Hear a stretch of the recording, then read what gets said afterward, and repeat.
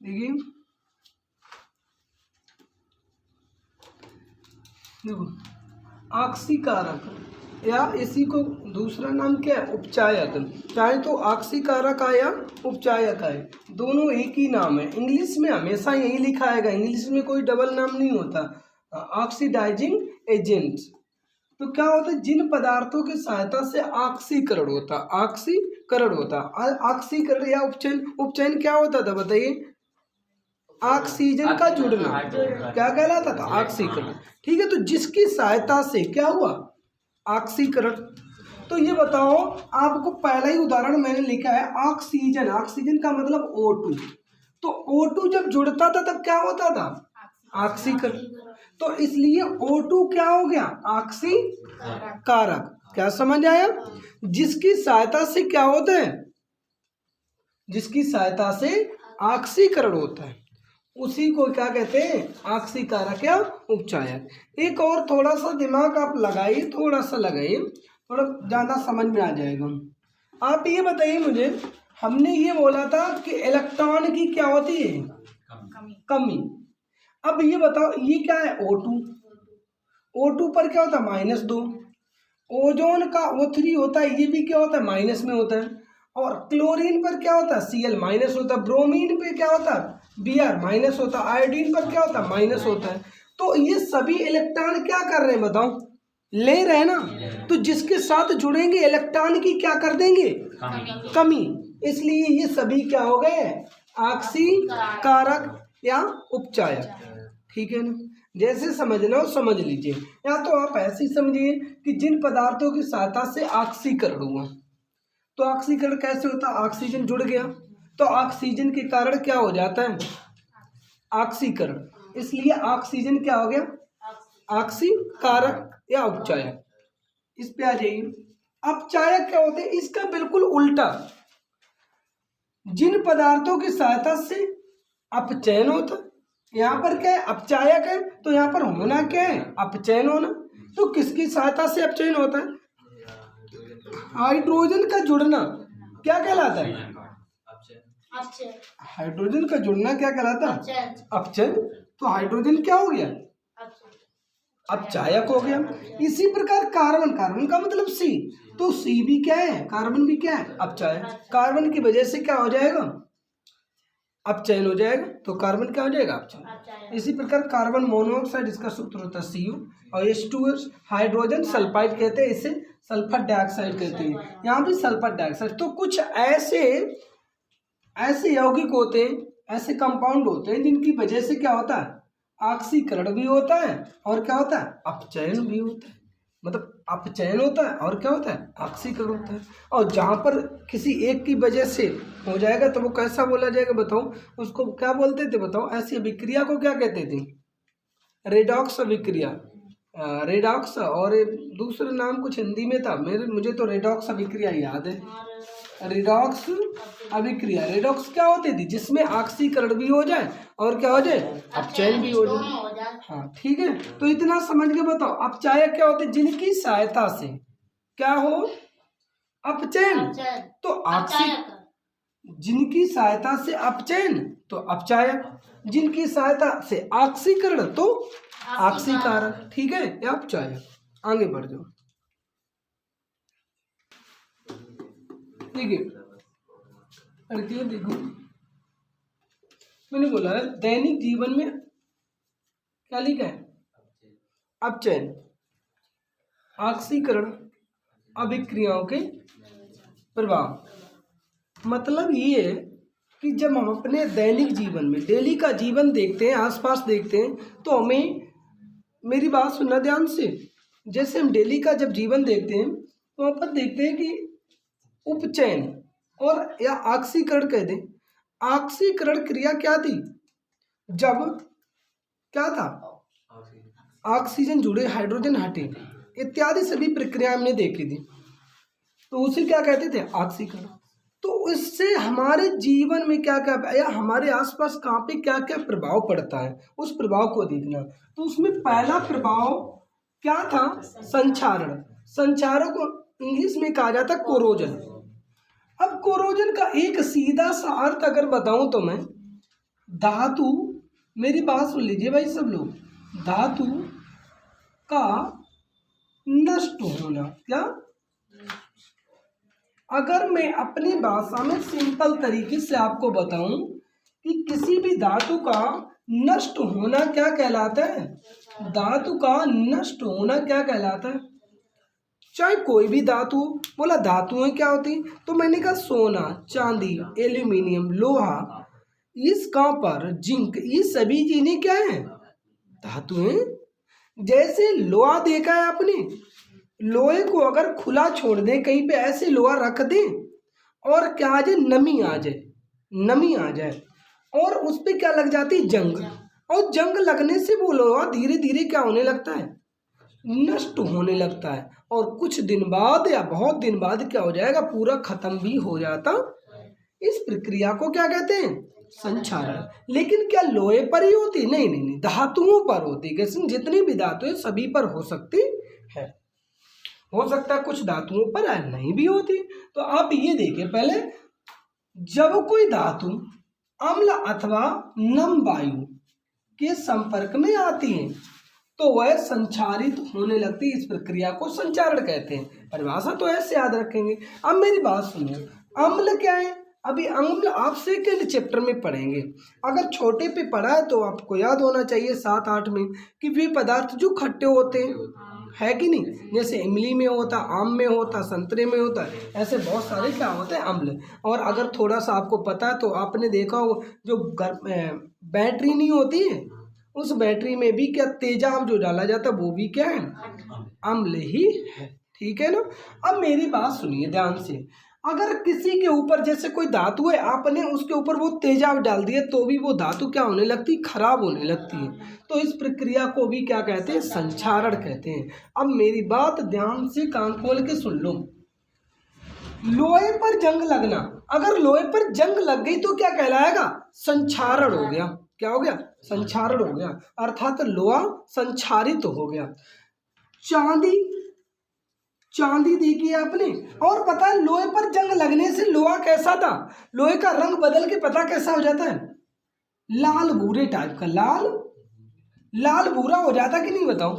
अगर लोहे पर जंग लग जाए तो कैसा भूरा भूरा दिखने लगता, लाल टाइम में, तो लाल भूरा हो जाता, कैसा, लाल भूरा हो जाता है, लाल भूरा रंग आ जाता है। इसी प्रकार चांदी, चाहे चांदी के बर्तन हो, जैसे कोई चांदी का बर्तन बनाए, और चाहे चांदी के सिक्के हों, और चाहे चांदी की मूर्तियां हों, अगर जैसे यहाँ पे तुमने रख दिया, कहीं पे रख दिया, वहाँ पे कैसे नम का मतलब कहीं से भाप आ जाए या फिर जल आ जाए, नमी आ जाए, तो वायु तो होगी यहाँ पे, वायु होगी, और क्या आ जाए, नमी। जैसे पानी आपने डाल दिया वहीं पे कहीं पे रख दिया, और क्या आ गई, वायु तो है ही है।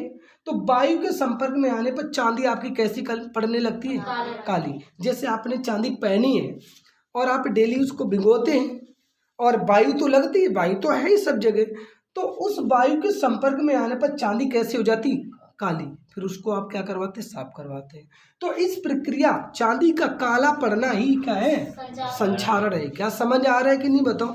तो चांदी का काला पड़ना भी क्या है, संक्षारण। मेरी बात सुन लो ध्यान से लड़के, इधर सुन लो पहले। लोहा क्या होता है, Fe, इस पर जंग कैसे लगती है, तो ये क्या आता है, O2 के संपर्क में, किसमें, वायु का मतलब क्या होता है, O2, वायु में क्या पाई जाती है, ऑक्सीजन भी तो पाई जाती है, और नमी का मतलब होता है H2, क्या होता है, H2। जब लोहा ऐसे इनसे मिलता, किससे, ऑक्सीजन से मिला, और किससे मिला, हाइड्रोजन से मिला, तो क्या बना लेता है, जंग बना लेता है। क्या बनाएगा, जंग बनाएगा। ठीक है ना?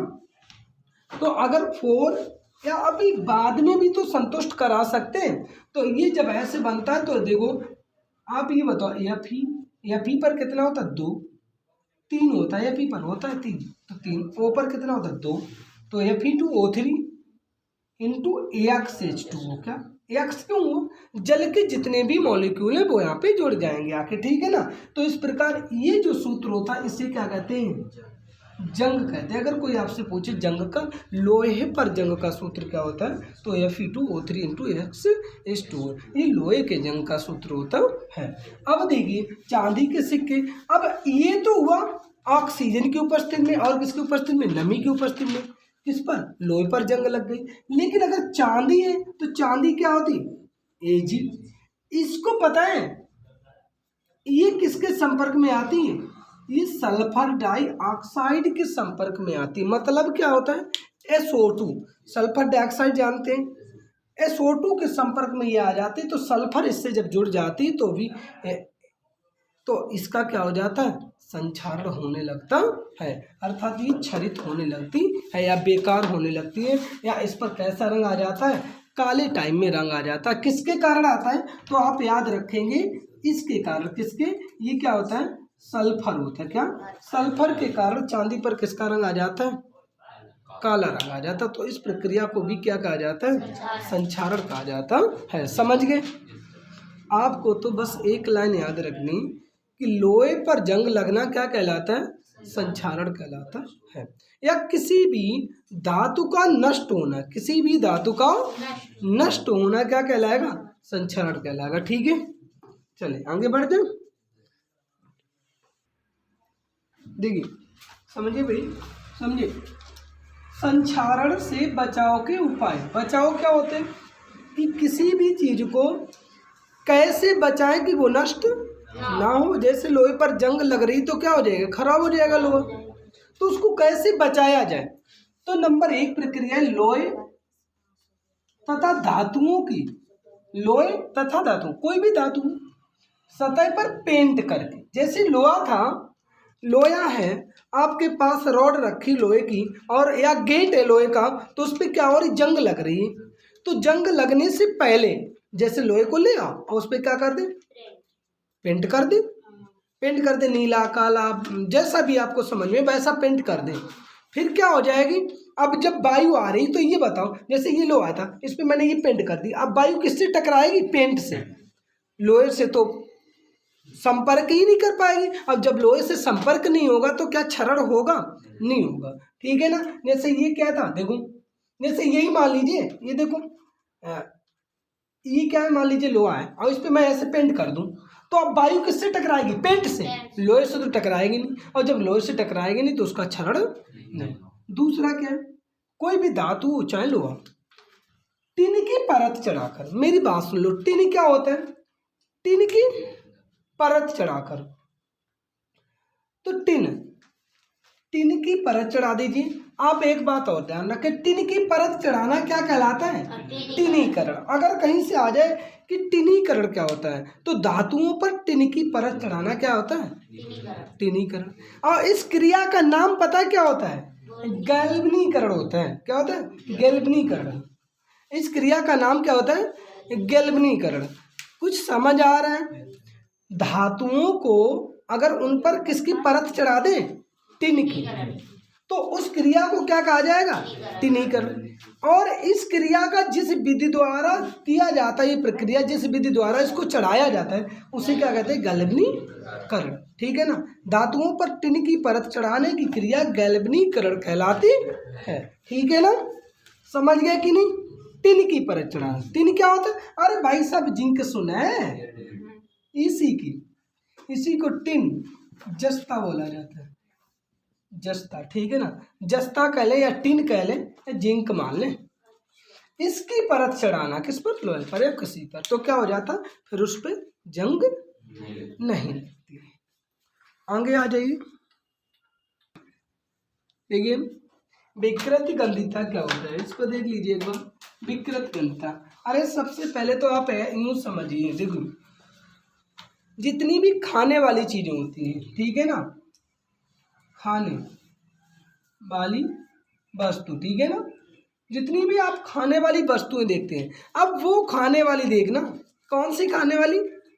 जैसे जिन चीज़ों को ऐसे, जैसे पकौड़ी हुआ, पकवान हुआ, या आपका भोजन हुआ, इन चीज़ों को बनाया गया, खाने वाली चीज़ें बनाई गई, और उनसे कुछ देर तक या लंबे समय तक जब उनको रख दिया जाता है तो उसमें क्या हो जाता है? बदबू आने लगती है। बदबू आने लगती है। जब वो खराब हो जाती है तो क्या आती है? बदबू आती है। तो वो बदबू किस कारण आ जाती है? उसका ऑक्सीकरण हो जाता है। क्या हो जाता है? ऑक्सीकरण क्या होता है? ऑक्सीकरण क्या होता है, इस शब्द को जानते हो, ऑक्सीजन का जुड़ना, अर्थात खाने वाली चीजों में क्या जुड़ जाना, ऑक्सीजन जुड़ जाना क्या कहलाता है, विकृत गंधिता। अभी मैंने बताया धातुओं से अगर ऑक्सीजन जुड़ रहा है तो क्या कहलाता था, संक्षारण।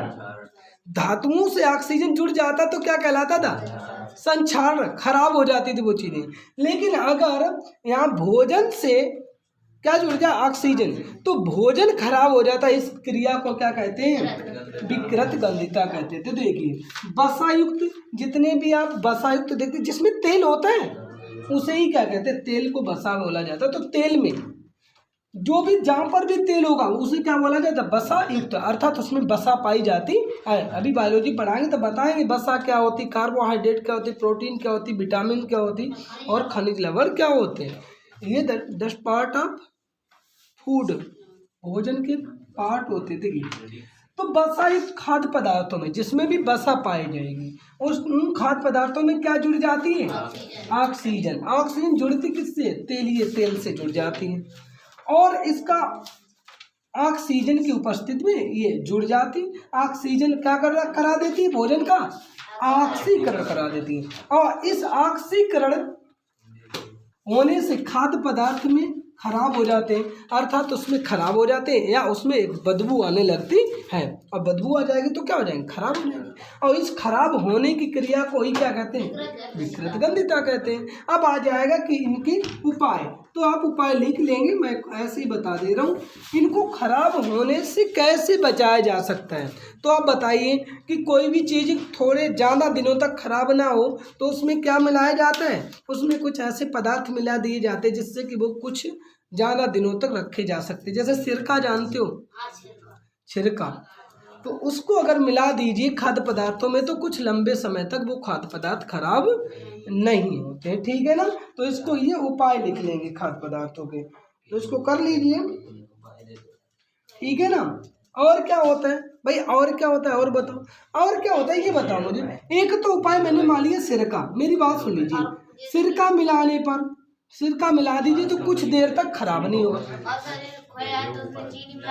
ऐसे, हाँ, खोवा में इधर लड़के, फ्रिज, अगर आपके घर में फ्रिज है तो फ्रिज में रख दीजिए तो नहीं खराब होगा। 1 नंबर हो गया, सिरका मिलाने पर 2 नंबर हो गया, फ्रिज में रख दीजिए। तीसरा नंबर क्या है, जैसे आपने देखे, मेरी बात सुनिए, आप नमकीन खाते हैं या यूँ मान लीजिए कि जो परचून की दुकान होती है उस पर जितने भी पैकेट आते, कौन वाले, कुरकुरे नमकीन वाले, उन सभी में गैस भरी होती है। तो उसमें पता क्या भरी होती है, नाइट्रोजन। ये नाइट्रोजन गैस भी क्या करती है, ऑक्सीकरण नहीं होने देती है।